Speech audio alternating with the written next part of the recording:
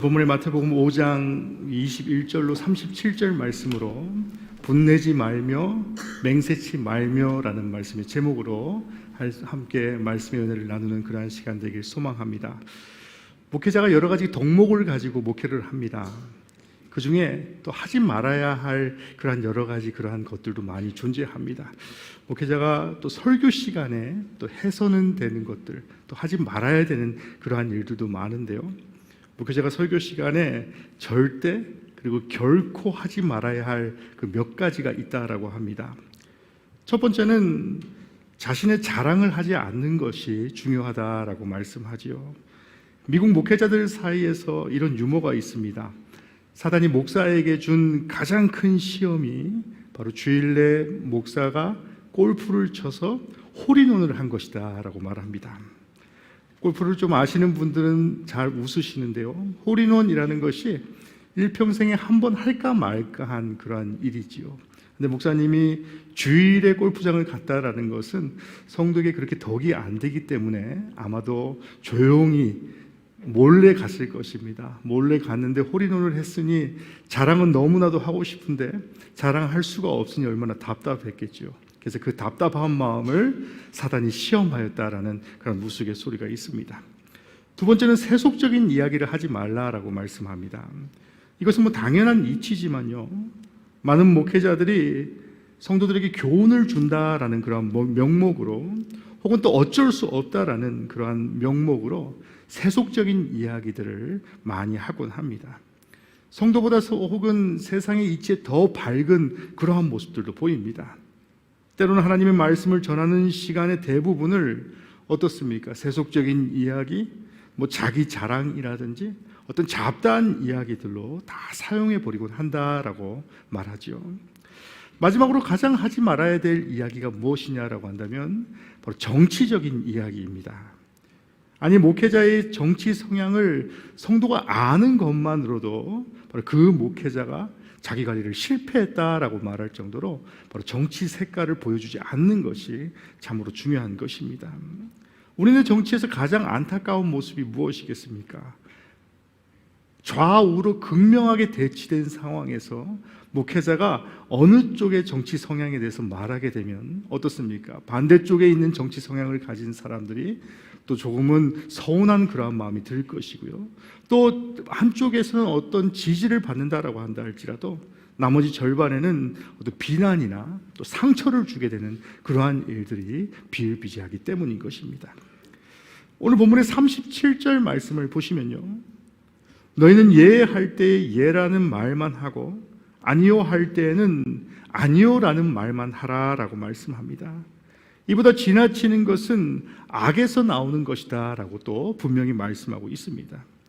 우리네 정치에서 어찌 보면 가장 안타까운 모습이 바로 이러한 모습이지요. 예와 아니요만 말해야 하는데 지나친 정쟁들이 계속해서 휩쓸리다 보니까 좌우를 막론하고 어떻습니까? 극단에 치달게 되는, 극한의 대립에 이어지는 것을 보면 위정자들이 오늘 본문의 말씀을 좀 잘 기억했으면 좋겠다라는 그러한 생각이 들곤 합니다. 예수 그리스도께서는 앞서 제가 말씀드렸던 어떤 위정자들이나 어떤 국회의원들이 처리하는 그런 법에 대한 말씀, 또 이스라엘의 어떤 율법에 관한 말씀을 계속해서 나열하고 있는 것이 바로 오늘 본문의 말씀입니다. 이스라엘은 율법을 잘 지키고 있다라고 자부하고 있음에도 불구하고 그 정도로는 하나님의 의를 만족시킬 수 없다라고 말씀하고 있습니다. 왜입니까? 바로 인간은 불완전하기 때문이다라는 것이죠. 하지만 저들이 선택받은 민족이다라고 자부하는 이스라엘은 스스로가 율법을 잘 지키면 하나님과 가장 가까운 곳에 있을 것이다라는 그런 거짓된 확신을 가지고 있었기 때문에 바로 지나친 율법주의에 휩쓸리게 되는 그러한 일들이 발생하였던 것입니다. 보통은 오늘 본문을 예수님께서 전해주신 산상수훈의 내용으로 구분합니다. 하지만 오늘 본문을 또 엄격히 이야기하면요, 주님께서 산 위에서 새 교훈을 선포하시기 이전부터 바로 오늘 본문에서 말씀하는 이미 주님의 말씀을 받았던 옛 사람들은 바로 모세의 율법을 받았던 세대들로 계속해서 말씀하고 계신 것을 보게 됩니다.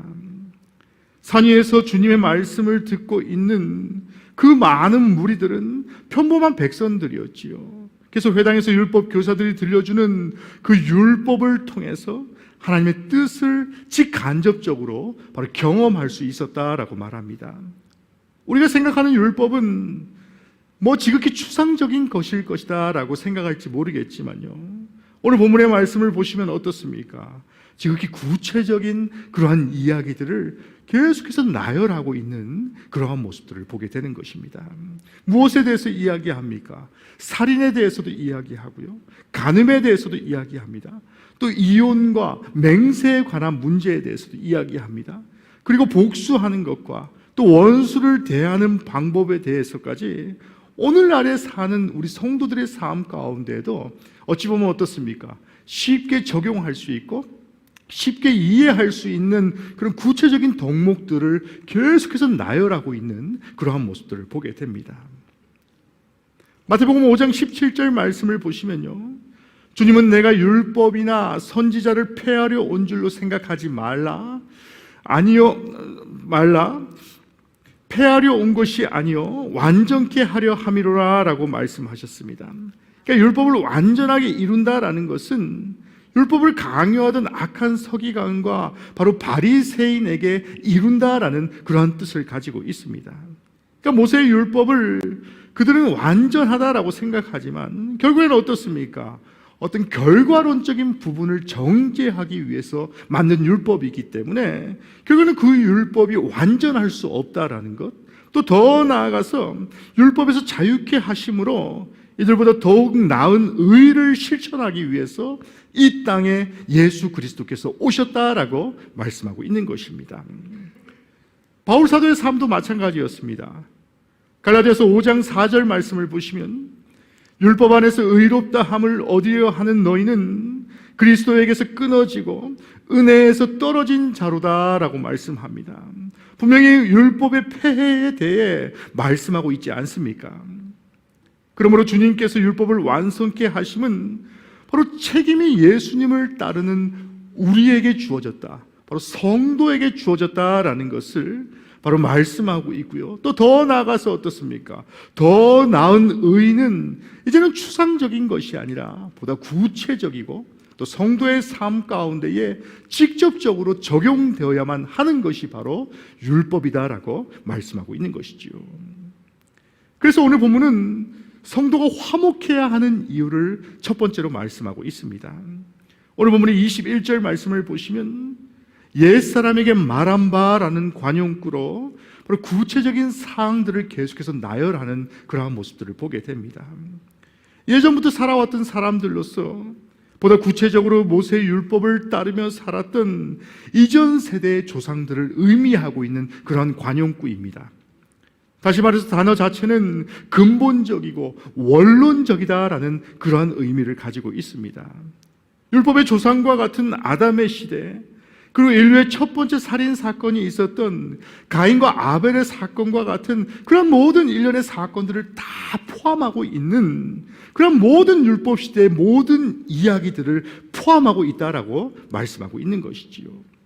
그러면서 뭐라 말합니까? 살인을 저질렀던 옛 사람도 우리가 입에 담고 싶지 않은 가장 중죄부터 언급하면서 바로 이러한 중범죄가 일어나는 근본이 무엇인지에 대해서 계속해서 나열하고 있는 그러한 모습들을 보게 됩니다.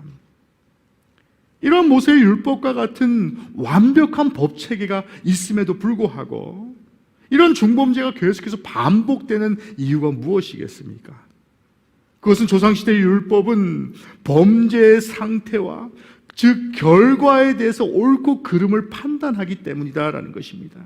다시 말해서 인간의 본성에 의한 원죄와 또 그 원죄의 부패성을 가진 모든 사람이 실생활 속에서 짓게 되는 자범죄를 바로 자범죄까지도 포괄적으로 수용하고 있다라고 말씀하고 있는 것이지요. 원죄가 원인이라고 한다면, 그 결과다라고 한다면 이것을 해결하는 방법이 바로 율법에서는 뭐라 말합니까? 그 죄의 결과에 따른 값이다라고 말씀합니다. 그 결과에 따른 값에만 방점을 찍고 있다라는 것이지요. 그렇기 때문에 그 원인을 해결하는 방법에 대해서는 바로 율법에서는 그 어느 누구도 말하지 않고 있다라는 것입니다. 오늘 본문의 22절 말씀을 보시면 주님께서는 노하지 말라라고 말씀합니다. 말 그대로 분노치 말라라고 말씀합니다. 저도 아이들과 가끔 대화를 하면 아이들이 항상 이런 이야기들을 합니다. 아빠, 제발 화 좀 내지 마세요라는 그러한 이야기들을 합니다. 저는 굉장히 평범하고 굉장히 사랑스럽게 아이를 대하고 있음에도 불구하고 아이들의 관점에서 저를 보았을 때는 아빠, 제발 화 좀 내지 마시고 그냥 좀 얘기하세요라는 그러한 이야기들을 많이 합니다. 늘 화난 상태처럼 설교하고요, 화난 상태로 사람을 대하는 그런 좋지 않은 습관을 가지고 있습니다. 그만큼 사람의 성정이기 때문에 화를 전혀 내지 않고 어떻게 인생을 살 수 있겠습니까? 그것이 바로 인간의 본성의 모습이다라는 것입니다. 그러나 오늘 본문에 화내지 말라라는 것은요, 저처럼 어떤 일상의 대화 가운데 목소리 톤이 높고 목소리가 더 크기 때문에 화내는 것 같이 보이는 그런 화를 말하는 것이 아니라 자신의 목적을 달성하기 위해서 화를 스스로 돋우는 경우를, 또 불필요하게 화를 내는 그러한 것들을 자제하라라고 말씀하고 있는 것입니다. 자신의 이익을 위해서, 상대방을 이기기 위해서 화를 내는 것을 자제하라라고도 말씀하고 있는 것입니다. 예수 그리스도께서는 근본적으로 화를 내지 않는 것이 옳다라고 가르칠 정도로 바로 화냄과 성냄의 잘못됨을 계속해서 가르치신 분이 바로 우리 주님이신 것이지요. 혹자들은 이렇게 생각할 수도 있습니까? 있습니다. 아니, 화 좀 낼 수 있지 않습니까? 아니, 화 좀 내는 것을 주님이 왜 뭐라 하십니까? 라고 생각할 수도 있습니다. 하지만 우리가 생각해 보아야 될 것은요, 앞서 언급한 살인과 간음과 여러 가지 율법에서 말하는 온갖 범죄들, 온갖 죄악된 것들이 세상에서 율법에서 말하는 죄의 근본이 바로 화에서 시작된다라는 것을 성도가 반드시 기억해야 한다라고 말씀하고 있는 것입니다. 24절 말씀을 보시면 그 후에 와서라는 말씀이 등장합니다. 그러면서 주님이 제시하신 화를 면하고 죄의 근본을 제하는 방법으로 바로 화목함에 대해서 말씀하고 계십니다. 모든 것이 화목이 먼저다라고 말씀합니다. 이것은 상대방을 배려하는 예의의 모습일 수도 있습니다. 하지만 우리 본문에 말씀하는 그런 화목함이라는 것은 우리가 이미 알고 있는 어떤 인간과 인간과의 모습, 또 인간과 상대방의 모습 가운데 이루어지는 화목함을 말하는 것이 아닙니다. 24절 서두에 예물을 제단 앞에 두고 먼저 가서 무엇을 하라라고 말씀합니까? 형제와 우선 화목하라라는 것입니다. 다시 말해서 형제 화목이 어떤 인생의 이익을 위해서, 자신의 어떤 마음의 평안함을 위해서 하는 것이다라고 생각할지 모르겠지만 어떻습니까? 하나님 앞에 참된 예배를 드리기 위해서, 또 성도의 삶을 살기 위해서는 반드시 화목함이 수반되지 않으면 하나님 앞에 온전한 예배를 드릴 수 없다라고 말씀하고 있는 것이지요.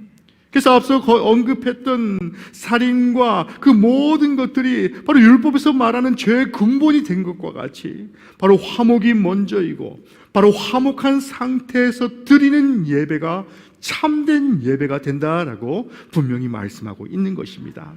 사랑하는 성도 여러분, 저는 이 시간에 간절히 바라고 원하기는 우리 사랑하는 성도들의 삶 가운데에 주님 주시는 참된 평안함 가운데에 화목함으로 나아가시는 그러한 성도들이 되시기를 주님의 이름으로 간절히 축원합니다. 내가 평안하기 위해서, 내가 인간관계의 어떤 회복됨을 위해서 화목한 것이 아니라 바로 하나님 앞에 온전히 드리는 예배, 하나님 앞에 온전히 기뻐하시는, 하나님이 기뻐하시는 그러한 예배를 드리기 위해서 먼저 화목함으로 주님 앞에 나아갈 수 있는 우리 사랑하는 영등포 영문의 모든 성도들이 되시기를 주님의 이름으로 간절히 축원합니다. 두 번째로 오늘 본문은 성도가 맹세치 말라라고 본문이 말씀하고 있습니다. 36절 말씀을 함께 보십시오. 검게 할 수 없음이라라는 그러한 말씀이 등장합니다. 인간의 한계를 알아야 한다라는 그러한 말씀의 의미를 가지고 있습니다. 저도 가족 유전이 그런지라 흰머리가 굉장히 많아서 한 달에 한 2번 정도 염색을 하곤 합니다. 우리 성도님들께 조금 더 젊은 모습을 보이기 위해서 미용실에서 염색을 하면 굉장히 비싸기 때문에 밤마다 우리 여사관하고 굉장히 은밀한 의식들을 치르곤 합니다. 그 염색을 하는 이유가 무엇이겠습니까? 또 지금은 염색을 포기하셔가지고 지금 백발의 그런 모습을 갖고 계신 분들도 계시겠지만요, 내가 염색을 하고 있다라고 한다 할지라도 내 머리 색깔을 영원히 바꿀 수 있다라고 생각하는 사람은 아무도 없는 것과 마찬가지인 것입니다. 인간의 염색도 영원한 것이 아닌 것 같이 아무리 머리카락도 자기 것이다라고 한다 할지라도 그것을 자기 마음대로 희게 하고 검게 할 수 없는 것이 바로 인간의 한계다라고 말씀하고 있는 것입니다. 바로 인간의 능력 밖이다라는 것입니다.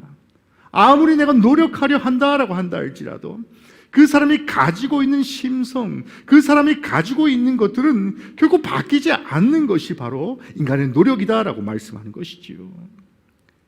34절부터 강조하고 나열하는 내용이 바로 이러한 내용들입니다. 본문의 34절 말씀을 보시면 하늘로도 하나님의 이름으로도 맹세하지 말라라고 말씀합니다. 또 35절 말씀에 보시면 땅에 있는 인간의 권위로도 맹세하지 말라라고도 말씀하고요. 그리고 36절 말씀을 보시면 내 머리카락도 어찌할 수 없는 미천한 존재가 바로 사람, 인자이기 때문에 어떠한 맹세도 영원 불변할 수 없다라고 말씀하고 있는 것입니다. 그래서 오늘 본문에 주님이 말씀하시는 그 맹세함이라는 것은 인간의 권위 밖의 일이다라고 분명히 말씀하고 있는 것이지요. 그래서 본문의 36절에 맹세함을 자기 머리를 두고 한다라는 말은 하나님의 영역 안에 있는 것들을 왜 너희들이 그 안에서 하고 있느냐라고 책망하고 있는 그러한 모습들인 것입니다. 그 영역의 것을 자기가 마음대로 할 수 있다라는 생각하는 그런 오만의 결과에 대해서 말씀하고 있는 것입니다. 그리고 37절 말씀에 옳다 옳다라고 주님이 말씀하십니다. 사랑하는 성도 여러분, 우리의 마음이 우선이 되어야 한다라고 말씀하고 있는 것이지요. 그렇다고 할 것은 그렇다고 하면 되지만 안 되는 것이 바로 하나님의 마음이다라고 분명히 말씀하고 있는 것입니다. 아닌 것은 아니다라고 하면 된다라는 것입니다. 진리를 밝히면 된다라는 것입니다. 하지만 우리의 삶이 어떻습니까? 진리를 밝히기 위해서 때로는 하나님이 하지 말라라고 하는 그런 맹세의 형식을 악용하거나 다른 말을 이어붙이는 것과 같은 그런 말장난과 같은 그런 진실하지 못한 일들을 계속해서 반복하고 있기 때문에 바로 그러한 것들에 대해서 유의하고 주의하라라고 주님께서 말씀하고 있는 것이지요. 오늘 본문의 37절 말씀을 함께 보시면 좋겠습니다. 오직 너의 말은 옳다 옳다 아니라 아니라 하라. 이에서 지나는 것은 악으로부터 나느니라 라고 말씀합니다. 그러면 우리가 맹세하는 말을 못하면 어떠한 말을 해야 됩니까? 너희 말은 옳다 옳다 아니라 아니라라고 하라라고 말씀합니다. 그러니까 예할 것에 대해서는 분명히 예라고 말하고 아니라고 할 것에 대해서는 아니라라고 말씀하라라는 것입니다. 그러니까 여기서 지나는 것은 악으로부터 나는 것이고 그 악으로부터 나는 것이라고 하는데 바로 악한 자로부터 나는 것이기 때문에 바로 오직 하나님의 뜻 가운데에 거짓된 맹세를 통하여서 어떤 인간의 맹세를 통하여서 자신의 예와 아니요를 더욱더 부연 설명하지 말라라고 말씀하고 있는 것입니다. 우리가 하나님의 말씀에 대해서 예할 것과 아니요 할 것이 있습니다. 하나님의 말씀을 들을 때에 예라고 할 것과 아니라고 할 것이 무엇이겠습니까? 하나님의 말씀이 진리로 증거되면 성령이 임한 자는 바로 하나님의 말씀 가운데 반드시 예라는 대답으로 아멘이라는 대답으로 화답하게 되는 것입니다.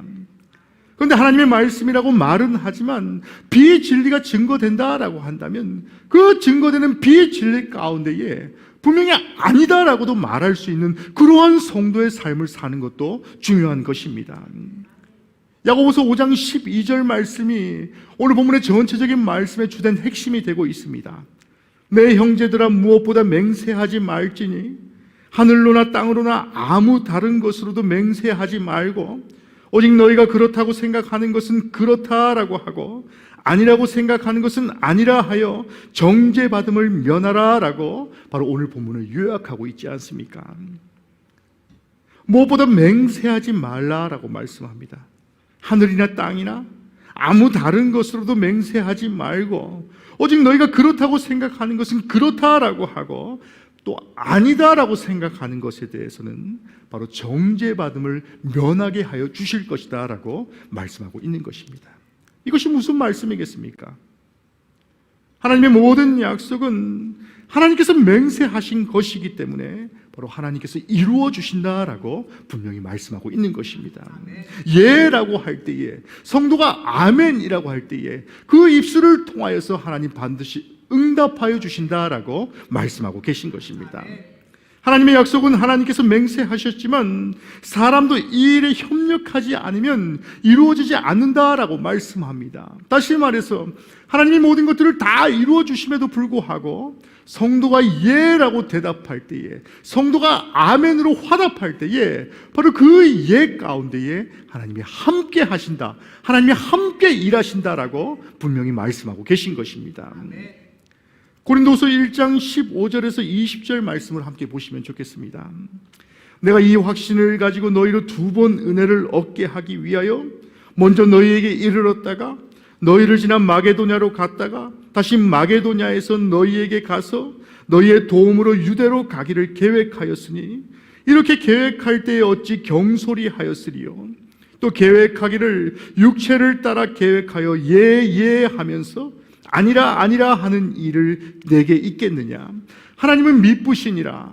우리가 너희에게 한 말은 예하고 아니라 함이 없노라. 우리 곧 나와 실로아노와 디모데로 말미암아 너로 가운데 전파된 하나님의 아들 예수 그리스도는 예하고 아니라 함이 되지 아니하셨으니 그에게는 예만 되었느니라. 하나님의 약속은 얼마든지 그리스도 안에서 예가 되니 그런즉 그로 말미암아 우리가 아멘하여 하나님께 영광 돌리게 되느니라라고 말씀하고 있는 것입니다. 바울 사도가 고린도 교회에 가기로 한 것이 지연되자 여러 가지 말들이 많았습니다. 그래서 고린도 교회 방문이 연기된 것이 사람의 육체에 따라 예하거나 아니라 하는 일이 있겠느냐라고 말씀한 것입니다. 이것이 오늘 본문에 옳다 아니다 하는 말과 똑같이 일치된다라는 것이지요. 사랑하는 성도 여러분, 하나님의 약속은 그리스도 안에서 반드시 예가 된다라는 것을 기억하시는 그러한 성도들이 되시기를 주님의 이름으로 간절히 축원합니다. 하나님의 모든 맹세와 약속은 오직 그리스도 안에서 이루어진다라는 사실을 반드시 기억하십시오. 여기에 우리가 아멘 하는 것으로 하나님께 영광이 된다라는 사실을 기억할 때에 내가 때로는 어떻습니까? 내 삶 가운데에 내 생각으로 이해하지 못하는 것들이 있다라고 한다 할지라도 하나님이 그 자리에서 예라는 대답을 원하실 때에 온전함으로 하나님 앞에 아멘으로 화답하는 그러한 성도가 되시기를 주님의 이름으로 간절히 축원합니다. 우리의 어떠한 맹세나 서원과 결단과 결심의 가치를 두는 것이 아니라 또 화목함을 통하여서 세상의 어떤 화냄과 세상의 어떤 분냄 가운데에 바로 집중하는 그러한 성도의 삶을 사는 것이 아니라 오직 하나님의 언약을 믿고 준행하는 그러한 성도의 삶을 사십시오. 또 그 맹세를 이루심이 바로 예수 그리스도의 십자가다라는 것을 다시 한번 기억하시는 그러한 성도들이 되시기를 주님의 이름으로 간절히 축원합니다. 그래서 하나님의 모든 맹세를 십자가에서 다 이루었다라는 바로 예수 그리스도를 믿는 그러한 성도의 삶으로 우리의 삶이 늘 하나님께 영광 돌리는 그러한 삶으로 살아가시는 우리 사랑하는 영등포영문의 모든 성도들이 되시기를 주님의 이름으로 간절히 축원합니다. 함께 기도하겠습니다. 사랑과 은혜가 충만하신 하나님, 하나님의 모든 약속은 예수 그리스도 안에서 예가 됨을 다시 한번 말씀을 통해서 기억합니다. 하나님의 모든 맹세와 약속은 오직 그리스도 안에서 이루어짐을 내가 다시 한번 기억하노니 오직 우리의 삶 가운데 그 말씀 가운데 아멘으로 화답하며 예라며 하나님 앞에 영광 돌릴 수 있는 그러한 삶을 살게 하여 주시옵소서. 그리고 화목함으로 화냄과 분냄의 인생을 사는 것이 아니라 주 안에서 주시는 참된 기쁨 가운데에 사는 그러한 성도의 삶을 살아갈 수 있도록 인간과 인간과의 관계가 회복되게 하여 주시며 오직 하나님 주시는 은혜 가운데에 바로 화목함으로 살아가는 성도의 삶을 살아갈 수 있도록 우리를 인도하시고 함께하여 주시옵소서. 이 모든 말씀 우리를 사랑하시는 예수 그리스도 이름으로 간절히 기도하였습니다.